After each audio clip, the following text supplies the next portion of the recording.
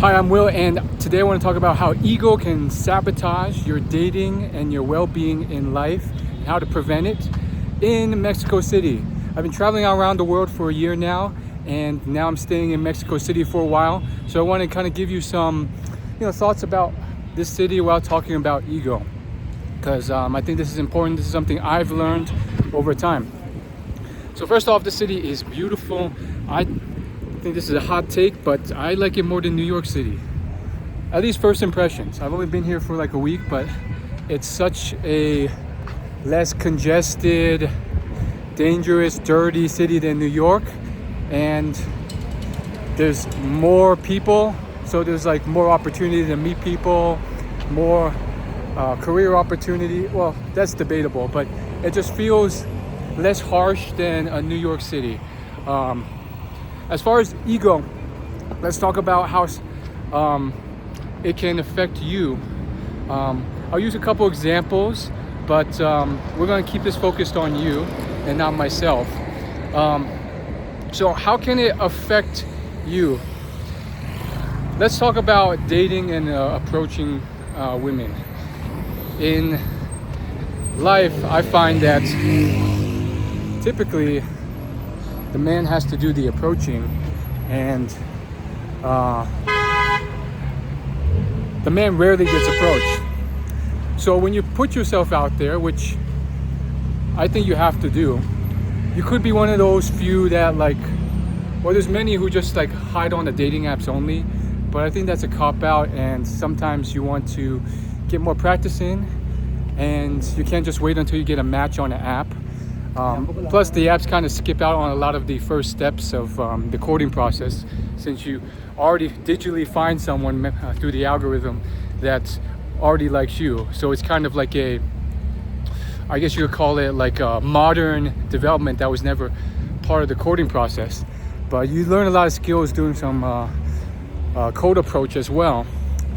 But for me, I'm not an expert, but what I will tell you is I have floundered a lot, and part of it has to do with ego. When I get rejected, when I get rejected quickly or immediately when I'm approaching in the day or night time, sometimes I'll get very upset about it, or I used to. And now I've kind of learned over time that this is not a reflection on me at all, but my ego thinks it is. My ego thinks, how could they reject me so quickly? They don't know anything about me. I could be an amazing person for all they know. And I get very upset by it. But when I watch people who are better at me at approaching and how they interact, it has zero impact for them.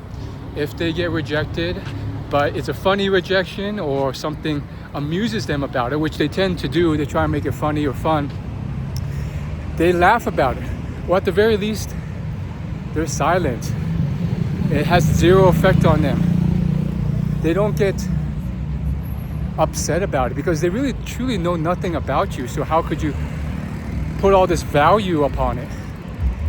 And so it was a different way for me to look at things that I had to kind of grill them about and learn.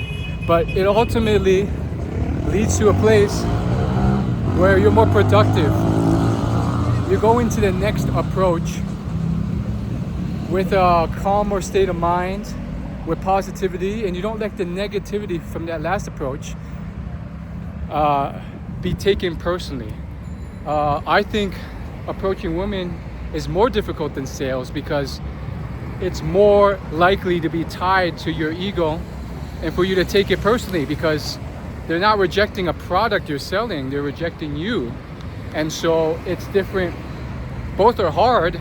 I haven't had much sales experience, so I can't say for sure, but both are hard. But I think approaching women is much harder. Back in Poland, I stayed in Poland for a while, and I did the experiment because I felt like I wasn't making much progress. And I approached probably 500 to 700 women in my 2 months there, just to practice. And it wasn't easy. I think this is a place that's a bit oversaturated, and you just get a lot of immediate rejections. They don't want to talk, they have to go, they're in a rush. And that's one way it can affect you.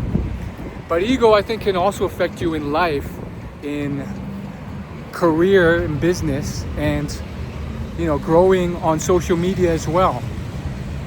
There's levels to it, and the lowest level is when someone leaves a nasty comment on your social media video. And sometimes it's not bad intention, but it's snarky, it rubs you the wrong way, and they make that comment because of their own worldviews or just reacting to something quickly they saw, not even thinking you to see that comment, or not really taking the time to really not judge a book by its cover. And this is the lowest level, and I would say I'm least affected by this, but I still get affected, especially when one of my videos gets a lot of views. I had this happen recently on my travel Instagram, No Limits Will. One of my videos popped off. It was just me vlogging with a local Italian woman in a small town in Zagarolo.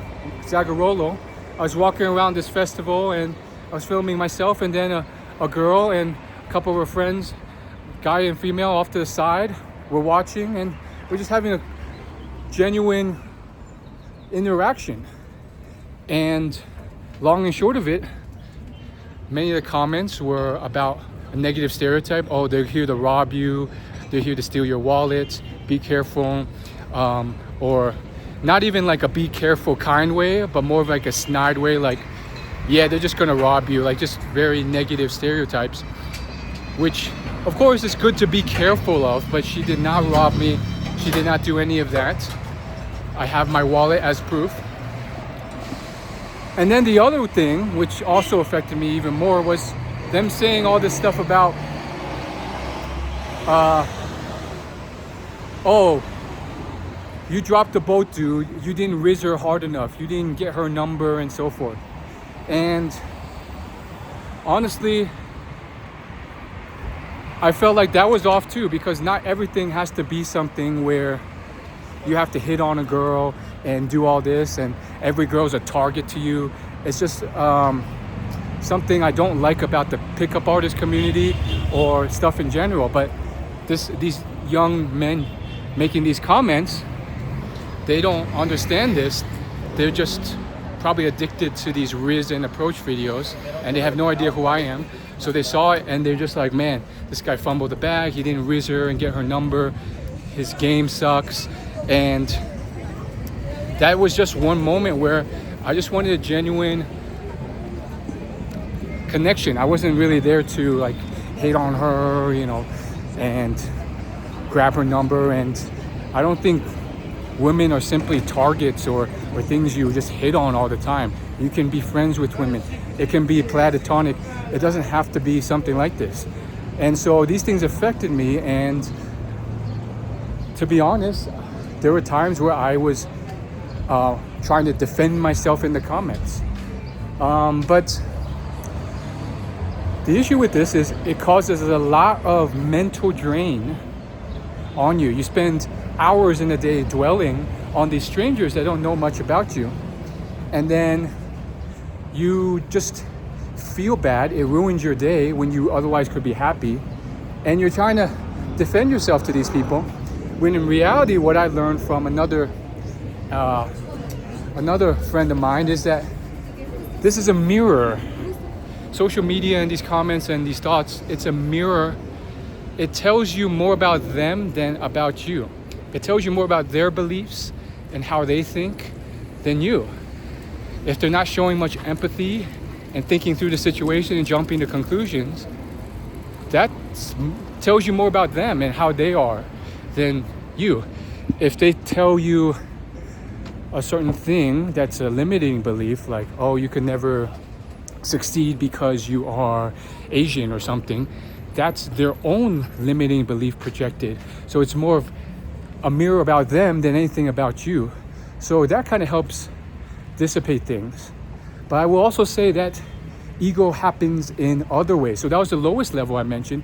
There are other higher levels where I get more bothered because I guess I put a little bit more weight to their thoughts. And I would say the next level up is when they are essentially talking to you through a private forum or community that you paid for, but because it's still digital and you don't really know them, they can still say snide comments, or they may just say things that are off or rub you the wrong way.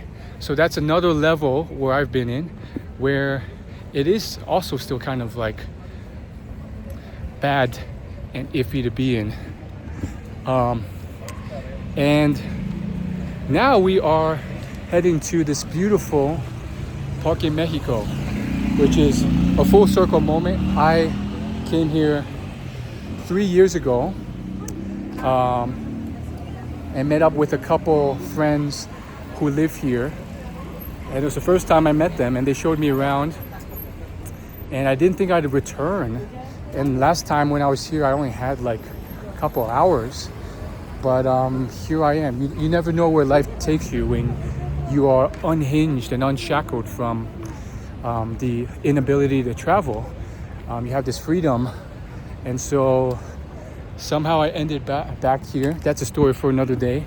But it is amazing. See, it's just not as harsh as New York. I feel like if I'm in Central Park usually on a Saturday, it's hard to even walk around because there's just so many people. Here, yes, there's a lot of people too, but I feel like it's more spread out than New York City. So the population dissipates a little bit. I could be wrong. As I head further in, it is going to get more crowded. But I guess my point is that this other level where it's more of a private community can rub you the wrong way too. And I've had examples there where it has affected me as well, where people just don't understand, and they make a joke or say something that is, or get the wrong idea, and it's just not productive. And then defending myself or responding back, just I have to catch myself, because it's like I can, but then clearly my ego is affected and it's not productive. Maybe I can clarify and defend and explain my point, but then should I? Because now it's more about my ego. So maybe I should just leave them unread. And the point for you is there's going to be many moments where ego is affected. And I've been reading the book Ego is the Enemy, and a lot of these ways you have to look beyond and not let it destroy you or affect you improperly. The book covers a lot of ways that for me actually weren't relevant, but maybe for you. It covers things like overestimating your skills, and then they reference like different entrepreneurs who overreached and thought they could, and war generals who overreached and thought they could take on everything, and they failed. But that didn't really apply to me as much as just when basically people have the wrong idea about you. And from talking to my mentors, coaches I paid for, one thing I learned as well is that you have to be okay with that. You have to let go of the need to be right and prove them wrong, and just be okay with the fact that a lot of these people will have the complete wrong idea about you. They're strangers, who cares? And to kind of rise above that, the Stoics say that it's up to you. You have the choice to decide if this has any effect on you or not. You can choose for it to not have any effect. And just realize what I learned from my coach is present moment awareness. Like right now, this random comment online or this forum has no bearing on me. I'm in a public park that's incredible. That's the present. And not letting this digital thing affect me. And then 2, realizing I'm gonna die and realizing the big scheme of things.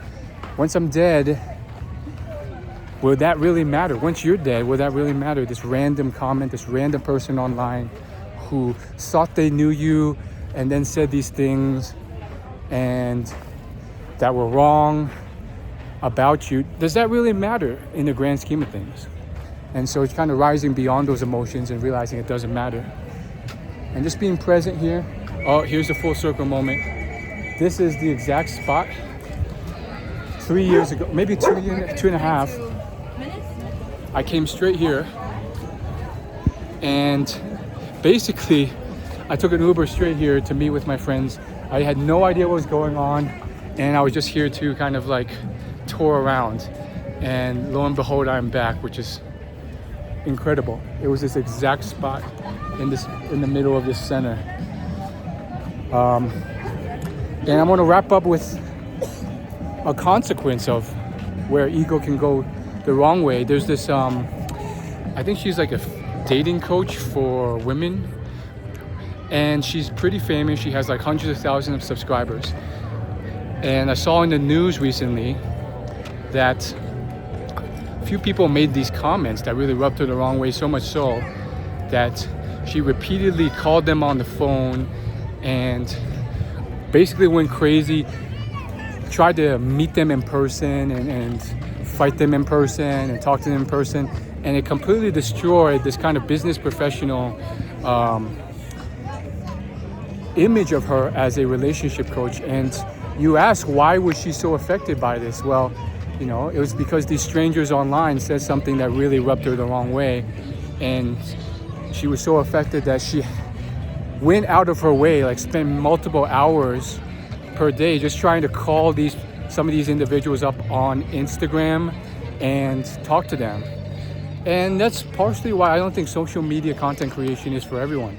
Like someone like iShowSpeed or Kai Cenat, they're able to deal with this. They have the mental fortitude. I don't know if I'm able to really. I've never gone that far, but I can relate to her. And so that's what I gotta say.